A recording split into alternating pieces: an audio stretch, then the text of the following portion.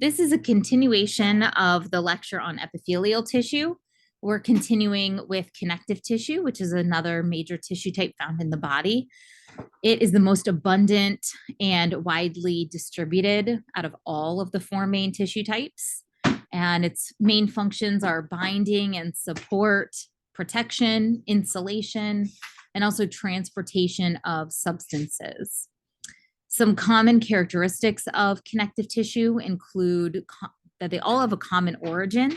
They all develop from the tissue called mesenchyme. That's what you have in the embryo. And then all of the various different types of connective tissues come from that. Also, all connective tissues have an extracellular matrix. They're actually made mostly of matrix, which separates the cells within the tissue. So it kind of surrounds all of the cells within the tissue. The other primary tissues, like epithelial tissue, nervous tissue, muscle tissue, they are made mostly of cells, which makes them more fragile. Connective tissue is made mostly of matrix. Now, if we look at the structural elements of a connective tissue, you can see, first of all, we'll look at the extracellular matrix, which is composed of two things: ground substance, which fills the space between the cells, and it also contains fibers. And then the other component of the extracellular matrix are fibers. A little bit more about ground substance. It's composed of fluid and cell adhesion proteins, which act as a sort of a glue to allow the cells in the tissue to attach themselves to the matrix. So these keep the cells kind of held in place within the matrix. This ground substance may be fluid, which would mean that the whole connective tissue is liquid. It might be semi-fluid or gelatinous, so almost like a jello consistency, or it might be calcified, which means that it is hard. And that's like the case of bone. Also, remember the second thing within the extracellular matrix are fibers, which provide support. There are three different types of fibers. Each one has a slightly different function. Collagen fibers are the thickest and the strongest. They resist strain, but they're not totally stiff. And these are found in most connective tissues, especially you have a lot in the really strong tissues like bone, cartilage, tendons, and ligaments. Then there's elastic fibers, which are thinner than collagen, and they're not as strong. They're very stretchy. They can stretch and then return to their original shape. And these fibers are found especially in skin, blood vessel walls, and lung tissue. These are all areas that can stretch significantly. And then there's reticular fibers, which are thinner than collagen. They have extensive branching and they provide protection and support to a tissue. These are not quite as common as the other two types. They form a supporting network around some of the soft organs, like the spleen, for example. And on this diagram, you can see the three different fiber types. You can see that collagen fibers are the strongest and the thickest. These are the pink fibers, so they're the biggest ones. Elastic fibers are the thin purple ones. And then reticular fibers are also pretty thin. They're like a brownish color in here. The other part of a connective tissue, every connective tissue has cells. And the cells that you have in the connective tissue just depend on the tissue type.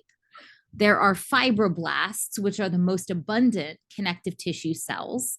And their job is to secrete protein fibers and ground substance. So fibroblasts are basically secreting fibers and ground substance, which are the two components of the matrix. So fibroblasts are responsible for creating the matrix.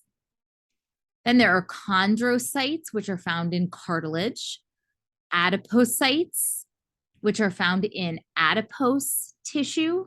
That is fat tissue. So these cells store fat. Osteocytes are found in bone tissue. And then there's also white blood cells.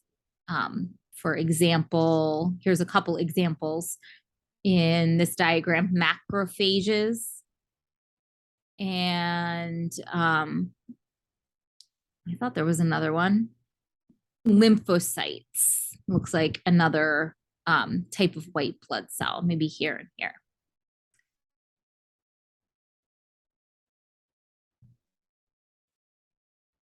All right, so I'm gonna go through the types of connective tissue, one category at a time. So I'll start with loose connective tissue. There are 3 types of loose connective tissue, and in every type of loose connective tissue, there are fibers that are loosely intertwined between cells. There's not a ton of fibers here, but they're just kind of loosely mixed in between the cells. This first picture is areolar connective tissue. It contains several types of cells. Most are fibroblasts, and all 3 types of fibers. And the function for this tissue is that it supports and cushions organs. For the location, it's found in the subcutaneous layer under the skin.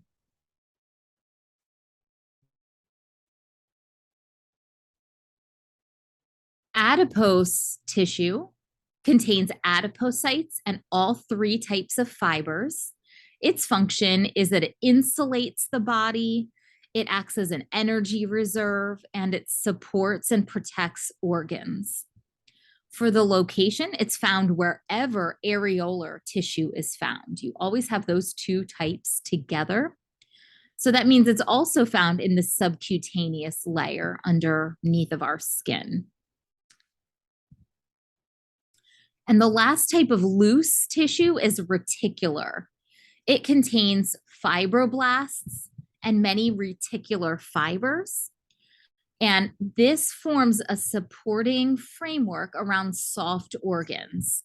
They are very soft, these specific organs like the spleen and lymph nodes. So they need extra protection. And that's what this tissue does. There's also dense connective tissue. This contains more thicker fibers than loose connective tissue. So it has more fibers, but less cells than the loose tissue. And there are 3 types of dense connective tissue. The first one pictured here is dense regular tissue, also called collagenous tissue, because it contains so many collagen fibers. There are collagen fibers which are arranged in a parallel pattern. And the cells here are fibroblasts. You can see the dark cells in between the pink fibers. The function is, because it contains so many collagen fibers, it provides a lot of strength. One thing that it does, it attaches muscles and bones. So for the location, it is found in tendons and ligaments, which connect muscles to bones and bones to bones. And there's dense irregular tissue, which is similar, very similar in composition to the dense regular tissue. It has tons of collagen fibers, but instead of being arranged in a nice parallel pattern like this, you can see that the collagen fibers are arranged in an irregular pattern. For the function, it resists stress from pulling forces in many directions. And an example of the location is that it's found in the dermis of the skin. That's the bottom layer of the skin.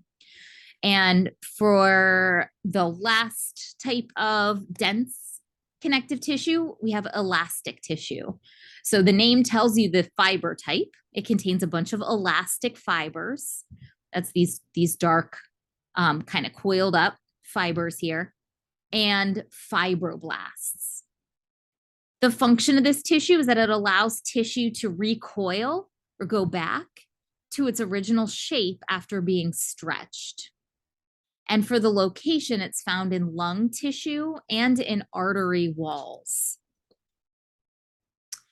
All right, so we did loose connective tissue, dense connective tissue. Another type of connective tissue is cartilage. So just some characteristics about cartilage to begin with. It's really tough, but flexible.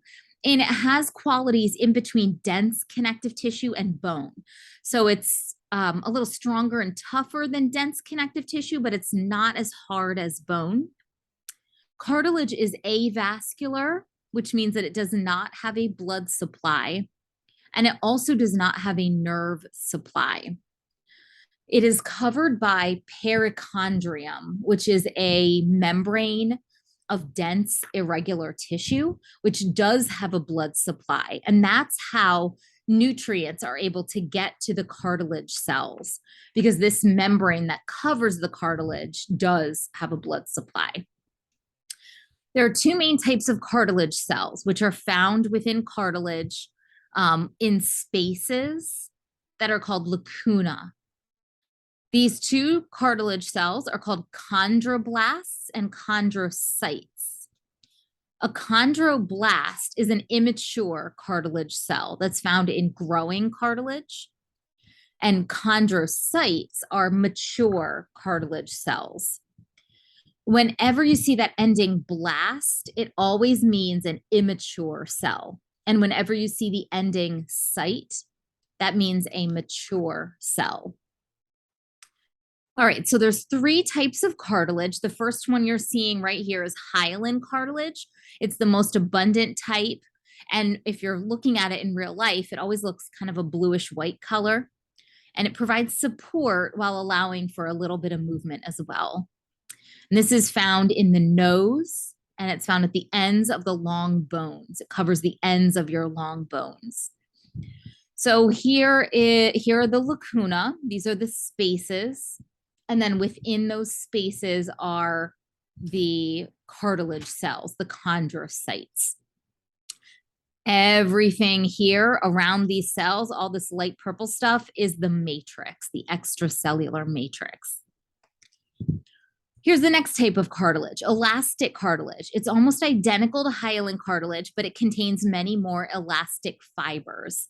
So it's a little more flexible. It's found in the external ear, and it's also found in the epiglottis, which is a flexible piece of cartilage in your throat.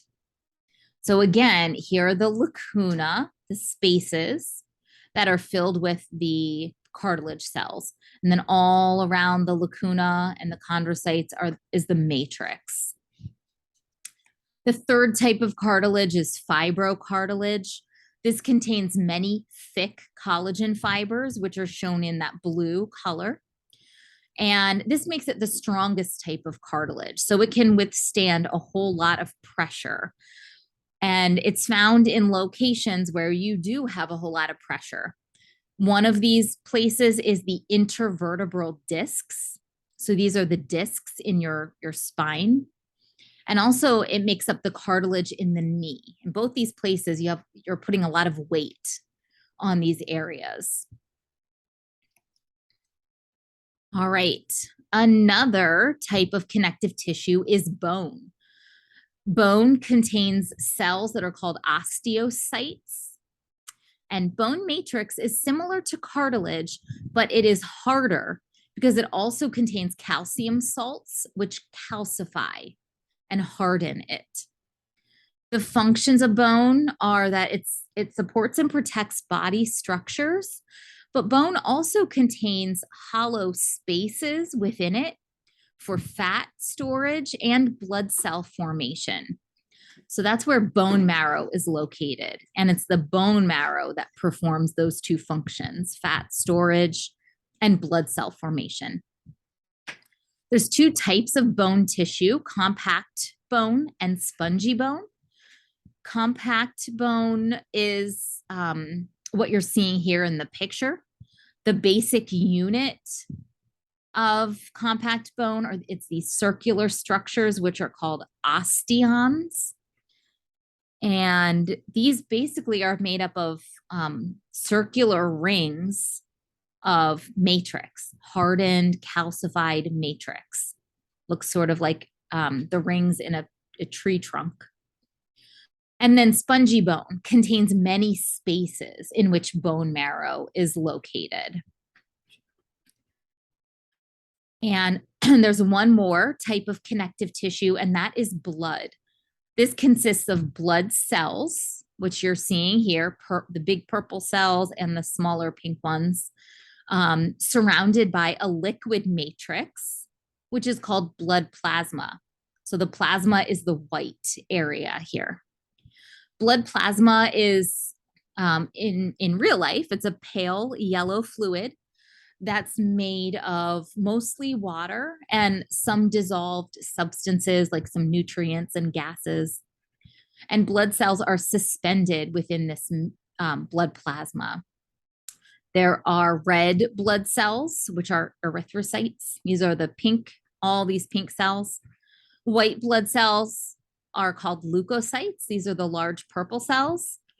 And platelets are thrombocytes, and that's the tiny purple cell you see here.